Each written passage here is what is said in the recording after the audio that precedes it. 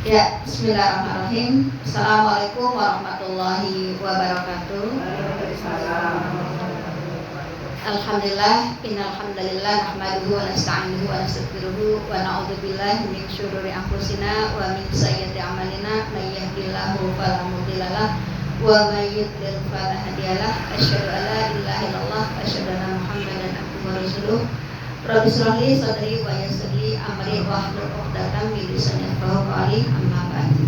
Alhamdulillah, kita bersyukur kepada Allah atas nikmat yang Allah berikan kepada kita semua, terutama nikmat iman dan Islam. Semoga Allah menjaganya sampai akhir hayat kita sehingga kita termasuk orang-orang yang husnul khatimah. Amin. Shalawat serta salam semoga senantiasa tercurah kepada panutan manusia yaitu Nabi Muhammad sallallahu alaihi wasallam, yang telah berkat jasa beliaulah kita mengenal Islam, kita mengenal Al-Quran, dan mudah-mudahan kita semua kelak mendapatkan syafaat Rasulullah SAW. Amin. Baik, untuk kesempatan ini kita akan belajar fikih ya, fikih nisa, fikih wanita. Yang kemarin sudah di bab awal kita bicara tentang toharoh ya, atau bersuci. Ya, di sana juga kita telah bahas hal-hal apa saja yang mengharuskan kita bersuci. Ya, di sana ada hadas kecil, hadas besar, dan bagaimana cara bersucinya. Dan kita suka sampai di sana kemarin kalau nggak salah bab wudu ya, kita sudah masuk ke bab wudu. Hal-hal yang mewajibkan, hal-hal yang wajib dalam wudu yang kita sudah belajar. Untuk bab sekarang kita masuk masih di bab wudu, yaitu hal yang membatalkan wudu. Ya, jadi ada beberapa hal yang membatalkan wudu. Di sini yang pertama adalah apa yang keluar dari salah satu dari kedua jalan. Ya, dari kedua jalan ini artinya kubul ataupun dubur. Apa itu? Yang pertama kencing. Ya, jadi yang batalkan wudu yang pertama adalah sesuatu yang keluar dari dua jalan, dua lubang. Itu di sini disebutkan kubur dan dubur. Yang pertama apa? Kencing. Yang kedua buang air besar. Ya, sebagaimana firman Allah dalam surat An-Nisa ayat 42. Auja'a ahadum minal ghadati. Ya. Atau bila salah seorang di antaramu keluar dari kakus. Ya, nah keluar dari kakus ini kata-kata sindiran ya, ini begitu halusnya kata-kata Al-Quran ya. Jadi keluar kakus di sini bisa di sana ada buang air ya. Buang air itu bisa buang air kecil ataupun buang air besar. Yang ketiga ya, dari kencing, buang air besar. Yang ketiga angin dubur ya, yakni kentut ya, ini berdasarkan dari hadis Abu Hurairah. Qala Rasulullah SAW ya, telah bersabda Rasulullah SAW, la yaqbalullahu sholat ahadikum. Allah tidak menerima sholat salah di antara kamu idza ahdatsa hatta yatawaddo apa qala rajulun min hadramau. Jika ia berada sampai ia berwudu, maka berkatalah seorang laki-laki dari Hadratul Maut. Apa maksudnya hadas? Nah di sini ya Abu Hurairah, kentut atau buang air besar. Jadi ini dalil di batal bahwa buang angin ya, itu termasuk kentut. Di sini termasuk membatalkan wudu. Ya, itu yang ketiga. Yang keempat, di sini ada mani ya, yang keempat mani, yang kelima mazi, dan yang keenam wadi ya. Kita sudah belajar ya apa itu mani ya, kita sudah tahu ya. Mazi yaitu cairan putih ya, yang keluar karena ada rangsangan ya. Ini mazi ya, jadi cairan putih yang keluar itu akibat adanya rangsangan, misalnya menghayal gitu ya, terus keluar itu batalkan wudu. Dan wadi ini sama cairan putih, tapi penyebabnya setelah kencing. Bias air cairan putih yang keluar menyertai air kencing ya. Setelah kencing terus keluar itu ya, cairan putih itu namanya wadi. Nah ada juga hadi. Kalau hadi itu cairan putih yang keluar sebelum melahirkan. Nah ini nah, jadi keempat cairan ini termasuk yang batalkan wudu. Apa dalilnya? Fihil wudu'u waliqal ibni Abbas radhiyallahu anhuma. Ya, jadi karenanya harus berwudu dan karena kata Ibnu Abbas radhiyallahu an, amal maniyu fahuwa alladhi minhul ghuslu.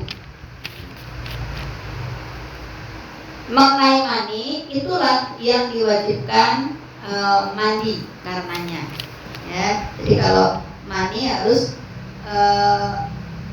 mandi, jadi tidak sekedar wudu.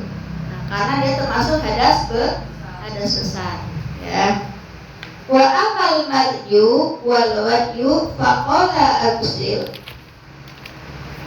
zakaraka au mazakiraka. Ya. Adapun mazi dan wadi maka hendaklah kau basuh kemaluanmu atau sekitarnya. Watawadok wudu akalis sholati. Ya, kemudian berwudulah yakni wudu untuk sholat. Jadi cara mensucikan ya di sini ada mani, wadi, mazi. Nah itu kalau mani harus mani wajib dulu ya baru berwudu. Nah, kalau mazi, wadi, nah itu baru hanya berwudu saja. Ya, jadi itu satu. Ya, satu itu ada berapa poin itu? Ada 6 ya, 6 poin ya.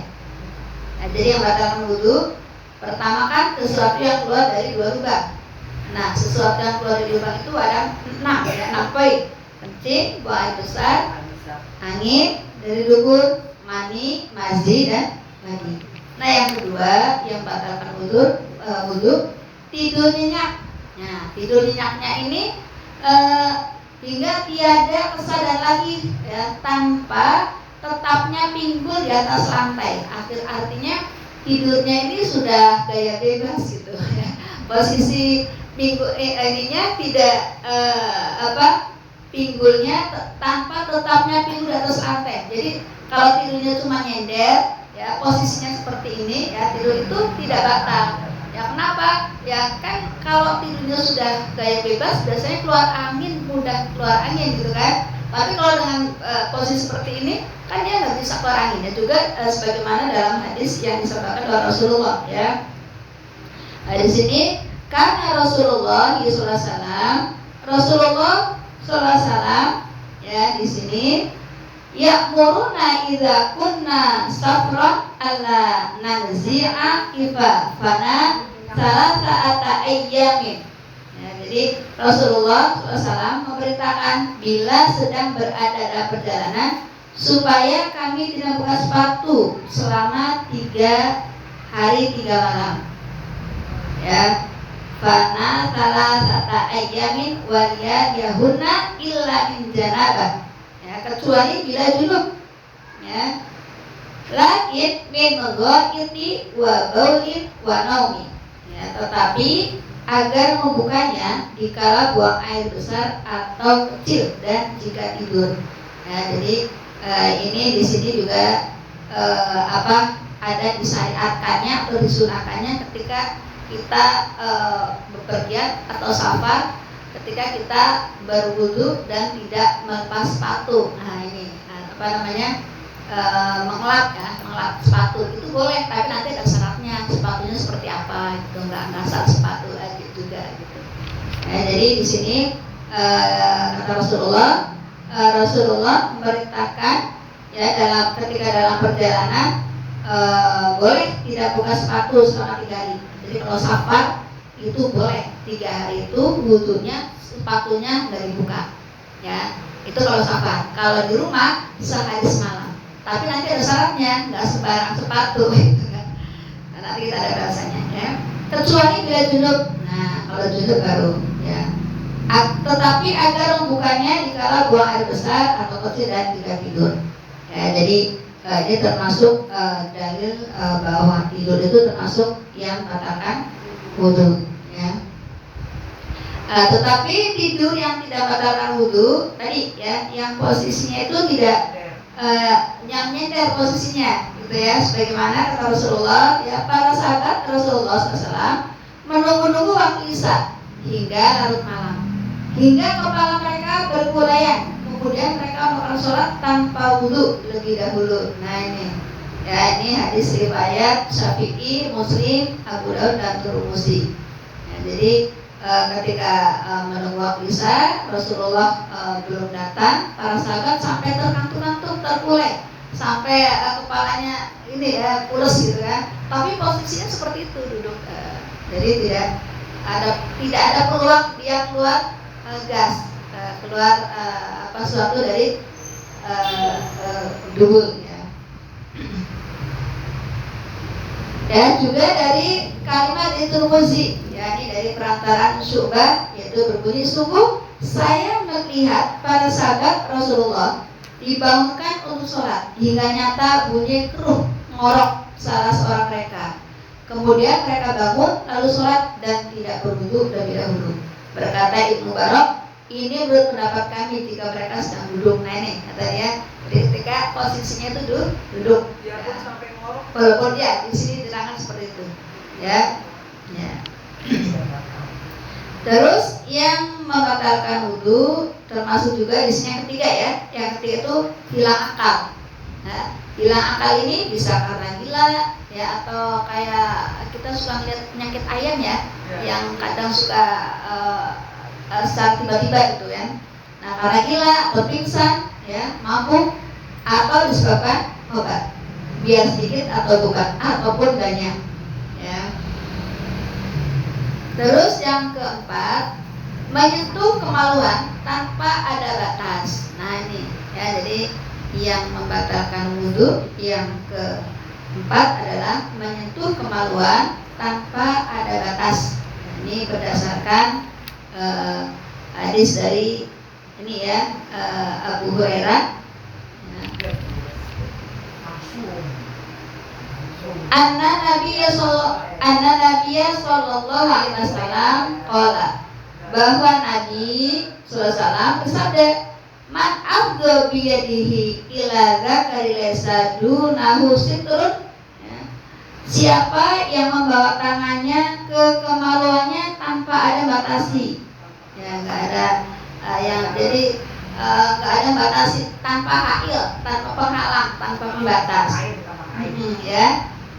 Faqad wajaba alaihi wudu'u, ya, maka wajib berwudu. Ini dari hadis riwayat Ahmad, ya, Ibnu Hibban dan Hakim yang mengatakannya sah bersama Ibnu Abil Bir. Ya, jadi ini salah satu yang membatalkan wudu, yaitu menyentuh kemaluan tanpa hail atau tanpa penghalang atau tanpa pembatas, ya.